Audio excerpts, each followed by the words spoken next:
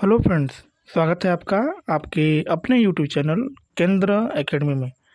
Friends, RRB NTPC RRB group D जो परीक्षा 5 जून से स्टार्ट हो रही है, उसके लिए हम लोग जितने भी सामान्य विज्ञान के जितने भी महत्वपूर्ण प्रश्न हैं, उन सभी प्रश्नों को इस सेशन में डिस्कस करेंगे।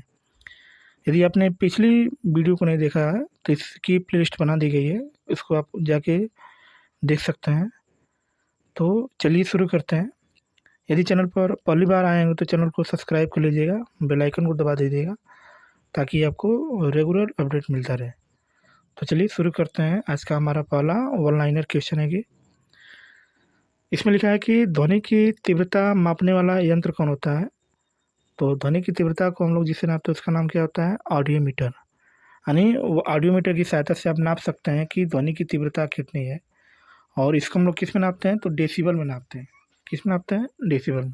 ठीक है, नेक्स्ट। ऑडियो फोन का उपयोग किया जाता है, किस में उपयोग हम लोग करते हैं, तो कान में लगाकर सुनने के लिए हम लोग किसका यूज करते हैं, तो ऑडियो फोन का।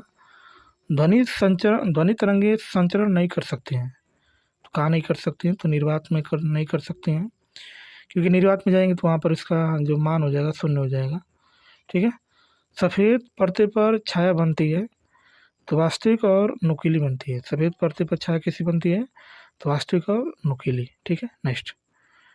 आगे लिखा है कि वह काल्पनिक रेखा जो फोकस एवं पोल से गुजरते हुए गोलाकार दर्पण पर पड़ती हैं वह कहलाती हैं। तो उसको हम लोग बोलते हैं प्रधान अक्ष रेखा बोलते हैं। जो फोकस और वो पोल से होकर गुजरती हैं उसको हम लोग प्रधान अक्ष रेखा के नाम से जाना जाता है।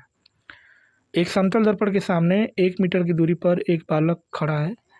बालक तथा उसकी छाया से कितनी दूरी होगी, तो उसकी छाया से कितनी दूरी होगी, लगभग 2 मीटर होगी, जब आप समतल दर्पण के सामने खड़े रहेंगे। ठीक है। आकाश नीला लगता है क्योंकि लघु तरंग दीर्घ तरंगों की अपेक्षा वायुमंडल द्वारा अधिक प्रकीर्ण होती है। ठीक है। चलिए नेक्स्ट हमारा प्रश्न है कि समुद्र नीला प्रतीत होता है आकाश के परावर्तन तथा जल के कणों द्वारा प्रकाश के प्रकीर्णन कारण। यदि किसी ऐनक के लेंस की शक्ति +2 डायोप्टर हो तो उसकी फोकस दूरी कितना होगी, तो उसकी जो फोकस दूरी कितना होगी, 50 सेंटीमीटर।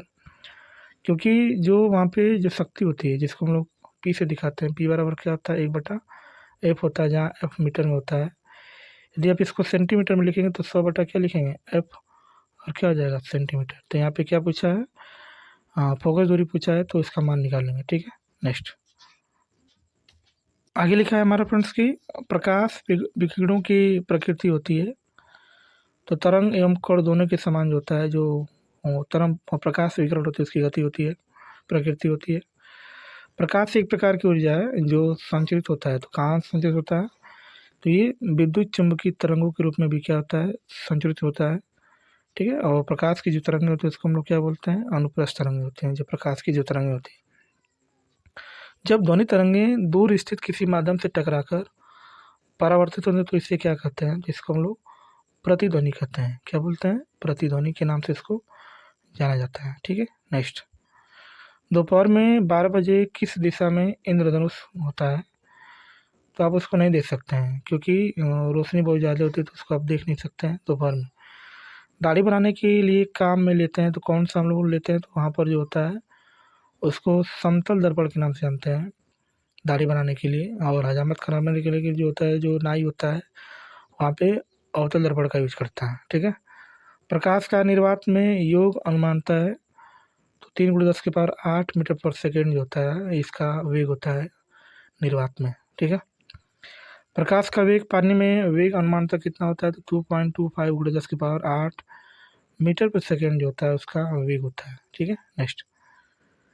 आगे जो हमारा लिखा है कि प्रकाश का कांच में वेग अनुमानता है कितना होता है, तो 2 × 10⁸ मीटर पर सेकेंड होता है। प्रकाश की चाल सबसे अधिक होती है, तो कहाँ अधिक होती है, तो वायु तथा निर्वात में जो होती है प्रकाश की चाल सबसे क्या होती है, अधिक होती है। पढ़ने में काम आने वाले ग्लासेस किस प्रकार के लेंस से बनते हैं, तो ये उत्तल लेंस तथा अवतल लेंस के बने होते हैं, जो पढ़ने के काम आने वाला जो ग्लासेस होता है। ठीक है। दो उत्तरोत्तर श्रृंग तथा दो उत्तरोत्तर गर्त के बीच की दूरी को हम लोग क्या बोलते हैं, तो इसको हम लोग तरंग दैर्ध्य के नाम से जानते हैं और इसको हम लोग किससे दिखाते हैं, तो लैम्डा से प्रदर्शित करते हैं। ठीक है। प्रकाश के 7 रंग होते हैं। रंगों से अलग करने का तरीका क्या होता है, तो एक प्रिज्म से रंगों को अलग किया जा सकता है। जब प्रिज्म से आप इसको गुजारेंगे तो इसमें 7 रंग होते हैं, वेनिया पिनाना यानी बैगनी, नीला, ऑरेंज, ये सब होता है रंग जो 7 होते हैं। ठीक है। श्वेत प्रकाश को अपने अवयवी रंगों में विभक्त होने की प्रक्रिया को क्या कहते हैं, तो वहाँ पर वर्ण विक्षेपण कहते हैं। जब अपने अवयवी रंगों में डिवाइड हो जाएगा तो इसको क्या बोलते हैं, वर्ण विक्षेपण। ठीक है। नेक्स्ट, दूर दृष्टि से पीड़ित व्यक्ति को कठिनाई होती है, तो जो निकट की वस्तु होती है उसको स्पष्ट देख नहीं पाता है, इसलिए उसको क्या होती है, कठिनाई होती है। और इस दोष को दूर करने के लिए आदमी उत्तल लेंस का यूज करता है। ठीक है। उचित रीति से कटे हीरे की असाधारण चमक का आधारभूत कारण क्या है, उच्च इसका उच्च जो होता है अपवर्तनांक सूचकांक होता है। ठीक है। हीरे का अपवर्तनांक कितना होता है, तो हीरे का जो अपवर्तनांक होता है लगभग 2.42 होता है। सबसे हाईएस्ट इसी का होता है वो अपवर्तनांक। ठीक है। आगे नेक्स्ट हमारा प्रश्न है कि किसी अपारदर्शी वस्तु का रंग उस रंग के कारण होता है जिससे वह क्या होता है, तो परावर्तित करता है। ठीक है। नेक्स्ट, आगे जो लिखा हमारा प्रश्न है कि सामान्यतः स्त्रियों की आवाज़ का तरत्व क्या होता है, तो पुरुषों की तुलना में क्या होता है, अधिक होता है जो स्त्रियों का जो आवाज़ होती है। किसी इलेक्ट्रॉनिक घड़ी में लोलक घड़ी के समतुल्य पुर्जा होता है, तो क्रिस्टलीय दोलित्र होता है। एक रंगीन टेलीविज़न में 3 आधारभूत रंगों के मिश्रण में रंग बने होते हैं, तो ये कैसे कौन सा रंग होता है, तो लाल, हरा, नीला होता है। और इन्हीं रंग को हम लोग क्या बोलते हैं, तो प्राथमिक रंग के नाम से इसको जाना जाता है। ठीक है। नेक्स्ट, लाल, हरा, नीला रंगों को उचित मात्रा में मिलाने पर रंग प्राप्त होते हैं। तो प्रकृति के सभी रंग जो है क्या होते हैं प्राप्त होते हैं जब लाल, हरा, नीला को उचित मात्रा में मिलाएंगे। तो रमन प्रभाव का प्रकाश की उन किरणों से संबंध है जो आर पार जाती हैं, तो केवल प्रिज्मों में जो है ये आर पार गुजर जाती हैं। रमन प्रभाव दिया था तो किसने दिया था, तो सीवी रमन जो है इस प्रभाव को दिया था, जिनको जो है नोबेल पुरस्कार से सम्मानित किया गया था। आगे, एक रेडियो स्टेशन से 30 मीटर बैंड पर प्रसारण प्राप्त होता है। इस स्टेशन द्वारा प्रेषित वाहक तरंगों की आवृत्ति कितनी होती है, तो लगभग 10 मेगाहर्ट्ज होता है। मनुष्य के लिए शोर की यह सीमा होती है, कितना होता है, तो लगभग 45 डेसिबल होना चाहिए। ठीक है, यानी श्रव्य होना चाहिए। एक आँख की अपेक्षा 2 आँखों का होना अधिक उपयुक्त होता है, क्योंकि इस कारण से दूरी एवं गहराई एहसास होता है। ठीक है। आँखें कार्य करते हैं, तो आँखें जो है किस लेंस की तरह कार्य करती हैं, जो उत्तल लेंस होता है उसकी तरह क्या करती हैं, कार्य करती हैं। ठीक है। नेक्स्ट, एक मजदूर रेल की पटरी पर कार्य कर रहा था। एक लड़का कुछ ही दूरी पर अपने कान पटरियों पर रखकर जब मजदूर द्वारा दी जाने वाली हथौड़ी की आवाज़ को सुनता है तो उसे 2 बार आवाज़ सुनाई देती है। इसका कारण क्या होता है, तो ध्वनि का वेग इस्पात में वायु की अपेक्षाकृत अधिक होता है, इसलिए मनुष्य को क्या करता है, 2 बार दिखाई देता, 2 बार सुनाई देता है। ठीक है। नेक्स्ट, लेसर किरणों द्वारा किसी वस्तु का त्रिविमी चित्र प्राप्त करने की तकनीकों को क्या कहते हैं, इसको हम लोग होलोग्राफी के नाम से इसको जानते हैं। प्रकाश द्वारा एक वर्ष में तय की गई दूरी को क्या कहते हैं, तो इसको हम लोग प्रकाश वर्ष के नाम से उसको जाना जाता है। क्रिस्टल की रचना जानने के लिए प्रयोग में क्या लाया जाता है, तो वहाँ पर दृश्य प्रकाश को लाया जाता है जब क्रिस्टल की रचना को जानना रहेगा तो। और क्रिस्टल का सबसे अच्छा उदाहरण क्या है, तो हीरा और ग्रेफाइट, ये सबसे इसका अच्छा उदाहरण है। ठीक है। नेक्स्ट, अत्यधिक वेदन क्षमता वाली कौन सी किरण होती है, तो जो गामा होती है, गामा किरण की वेदन क्षमता सबसे अधिक होती है। ठीक है। सूर्य से निकलने वाली हानिकारक किरणें कौन सी होती हैं, तो इनको हम लोग अल्ट्रा वायलेट किरणें या पराबैंगनी किरणें कहते हैं। जो जो ओजोन होती है इससे हमारी क्या करती हैं, रक्षा करती हैं। ठीक है। ओजोन जो लेयर होती है। फ्रेंड्स इसमें जो है इसमें हम लोग देखेंगे फ्रेंड्स की ध्वनि का स्रोत डेसिबल में कितना होना चाहिए। जैसे आप बातचीत कर रहे हैं तो बातचीत के दौरान जो है 30 से 40 डेसिबल होना चाहिए। जोर से बातचीत करेंगे तो 50 से 60। ट्रक या ट्रैक्टर की जो तीव्रता होती है 90 से 100 होता है। आर्केस्ट्रा का 100 होता है। विद्युत मोटर का 110 होता है। मोटरसाइकिल का 110 होता है। ठीक है। आगे हम लोग बढ़ेंगे तो सायरन, सायरन का नाम सुना है आपने। सायरन का जो होता है 110 से 120 होता है। जेट विमान का 140 से 150 होता है। मशीन गन का 170 होता है और मिसाइल का कितना होता है 180। नेक्स्ट हमारा प्रश्न है फ्रेंड्स कि इसमें इसमें लिखा है कि अल्ट्रावायलेट या पराबैंगनी किरणों को पृथ्वी पर आने से कौन रोकता है? तो जो ओजोन लेयर होती है क्या करती है, रोकती है, क्योंकि यही जो हमारी क्या करती हैं, रक्षा करती हैं। अगर ये डायरेक्ट धरती पर आ रही हैं तो इससे बहुत सारी बीमारियाँ फैल सकती हैं, जैसे और जो है स्किन कैंसर हो सकता है। ठीक है। नेक्स्ट, सूर्य से प्रकाश में क्या होता है? सूर्य के प्रकाश में कौन सा रंग होता है? तो 7 होता है, बैंगनी, जामुनी, नीला, हरा, पीला, नारंगी और लाल, जिसको हम लोग वैनिया पिनाला बोलते हैं। क्या बोलते हैं? वैनिया पिनाला बोलते हैं। ठीक है। नेक्स्ट, नेक्स्ट की बात करेंगे तो प्राथमिक रंग कौन कौन होता है? तो जो प्राथमिक रंग की बात करेंगे तो उसका जो नाम होता है लाल, हरा और क्या होता है, नीला। तो इसी को प्राथमिक रंग के नाम से इसको जानते हैं। प्राथमिक इंद्रधनुष में बाह्य रंग लाल तथा भीतरी रंग होता है। तो कौन सा रंग होता है? तो बैंगनी होता है। ठीक है। प्राथमिक रंग में बाह्य रंग क्या होता है? लाल तथा भीतरी रंग क्या हो जाएगा? बैंगनी। ठीक है। वही द्वितीयक की बात करेंगे तो द्वितीयक में बाह्य रंग क्या होता है? बैंगनी। द्वितीयक में क्या होता है? बाह्य रंग बैंगनी और भीतरी का जो रंग होता है क्या होता है? लाल होता है। ठीक है। तो इसको कैसे याद करेंगे?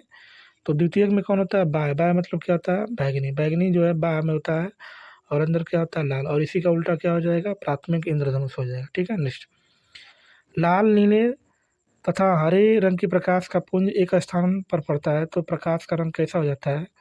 तो सफ़ेद हो जाता है। कहाँ कहाँ पर? जब लाल, नीला, हरा प्रकाश पुंज एक ही स्थान पर पड़ेगा तो कौन सा रंग हो जाए? तो सफ़ेद हो जाता है। ठीक है। नेक्स्ट, नेक्स्ट हमारा प्रश्न है कि लाल, हरे और नीले रंग को मिलाने से बनने वाला रंग कौन होता है? तो ये पीला होता है। कंपन का आयाम बढ़ने पर ध्वनि की तीव्रता कैसी होती है? तो ये क्या होती है? बढ़ जाती है। ध्वनि की चाल में वृद्धि हो जाती है। तो ताप और आर्द्रता के बढ़ने से जो है ध्वनि की चाल में क्या होती है? वृद्धि हो जाती है। दो व्यक्तियों की पारस्परिक बातचीत में ध्वनि उत्पन्न होती है। तो 30 से 50 डेसिबल जो है क्या होती है? ध्वनि उत्पन्न होती है जब दो व्यक्ति आपस में बात करते हैं तो। ठीक है। नेक्स्ट, फुसफुसाहट, गुस्से में, बातचीत तथा लाउड स्पीकर में ध्वनि उत्पन्न होती है। तो जब फुसफुसाहट होती है तो उस समय जो ध्वनि की जो तीव्रता होती है 15 से 25 डेसिबल। गुस्से में बातचीत करेंगे तो 50 से 60 डेसिबल और जब लाउड स्पीकर से बात करेंगे तो 70 से 100 डेसिबल के बीच में जो है ध्वनि होती है। ठीक है। नेक्स्ट, आगे लिखा है कि सूर्योदय होने से कुछ मिनट पूर्व सूर्य की किरणें दिखाई देने का कारण क्या होता है? तो इसका जो होता है मेन कारण क्या है? प्रकाश का अपवर्तन होता है। परावर्तित ध्वनि को क्या कहते हैं? तो प्रतिध्वनि कहते हैं, क्योंकि जब आप बोलेंगे तो रिटर्न आवाज़ जब आती है तो उसी को प्रतिध्वनि के नाम से इसको जाना जाता है। ठीक है। नेक्स्ट, स्पष्ट ध्वनि को सुनने के लिए ध्वनि के स्रोत एवं परावर्तित सतह के मध्य स्रोत से कम दूरी होनी चाहिए। तो कितना चाहिए? तो 17 मीटर होना चाहिए। सूक्ष्म से सूक्ष्म वस्तुएं देखी जा सकती हैं तो माइक्रोस्कोप से जो है देख सकते हैं। ठीक है। नेक्स्ट, नेक्स्ट हमारा प्रश्न है कि माइक्रोस्कोप के लेंस होते हैं तो उत्तल लेंस होता है। आवर्धक लेंस किसे कहते हैं? तो ये जो होता है उत्तल लेंस को ही हम लोग आवर्धक लेंस बोलते हैं। सूक्ष्म वस्तु का आभासी एवं आवर्धित प्रतिबिंब स्पष्ट दृष्टि से न्यूनतम दूरी पर कितनी दूरी पर बनता है? तो 25 सेंटीमीटर की दूरी बनता है। आँख के धूप के चश्मे का निर्माण किससे किया गया है? तो ये रमन के सिद्धांत पर किया गया है। जो आँख का जो जो धूप में चश्मा होता है वो रमन के प्रभाव के सिद्धांत पर कार्य करता है। किसी व्यक्ति का पूरा प्रतिबिंब देखने के लिए एक समतल दर्पण की न्यूनतम कितनी ऊंचाई होनी चाहिए? तो व्यक्ति की ऊंचाई की जो आधी होनी चाहिए तभी जो है मतलब कि पूरा फिगर दिखाई देगा। ब्लैक होल के सिद्धांत का प्रतिपादन किसने किया था? तो एच चंद्रशेखर ने जो है ब्लैक होल के सिद्धांत का क्या किया था? प्रतिपादन किया था। ठीक है। नेक्स्ट, आगे जो लिखा है वाहनों में पृष्ठ दृष्टि दर्पण के रूप में प्रयोग में लाया जाता है तो उत्तल दर्पण को लाया जाता है। एक टेलीविजन में दूरस्थ नियंत्रण के लिए किस विद्युत चुम्बकीय विकिरण का उपयोग किया जाता है? तो अवरक्त विकिरण का यूज किया जाता है। दूरदृष्टि से ग्रसित व्यक्ति को उपयोग करना चाहिए तो किसका उपयोग करना चाहिए? उत्तल लेंस में, क्योंकि इसमें दूर की वस्तुएं दिखाई देती हैं और स्पष्ट की वस्तुएं नहीं दिखाई देती हैं। इसी का जस्ट उल्टा होता हमारा होता है निकट दृष्टि दोष जो है ग्रसित व्यक्ति को उपयोग क्या करना चाहिए? तो वहाँ पर अवतल लेंस प्रयोग करना चाहिए, क्योंकि ये जो होता है निकट दृष्टि दोष में क्या होता है तो व्यक्ति को जो है नज़दीक का दिखाई देता है, दूर का दिखाई नहीं देता है, इसलिए अवतल लेंस का यूज करना चाहिए। अवतल लेंस क्या करता है? किरणों को फैलाता है और जो उत्तल लेंस होता है किरणों को बटोरता है। ठीक है। इसलिए अवतल लेंस को अपसारी लेंस और उत्तल लेंस को अभिसारी लेंस के नाम से जाना जाता है। ठीक है फ्रेंड। तो चलिए फ्रेंड्स, आज के लिए इतना ही। मिलते हैं नेक्स्ट क्लास में ऐसे ही शानदार प्रश्नों के साथ। चैनल पर आए होंगे प्लीज़ तो सब्सक्राइब कर दीजिएगा, लाइक कर दीजिएगा और दोस्तों को शेयर कर दीजिएगा। कमेंट करना ना भूलिएगा, ठीक है। तो मिलते हैं नेक्स्ट क्लास में, तब तक के लिए बाय और जय हिंद फ्रेंड्स।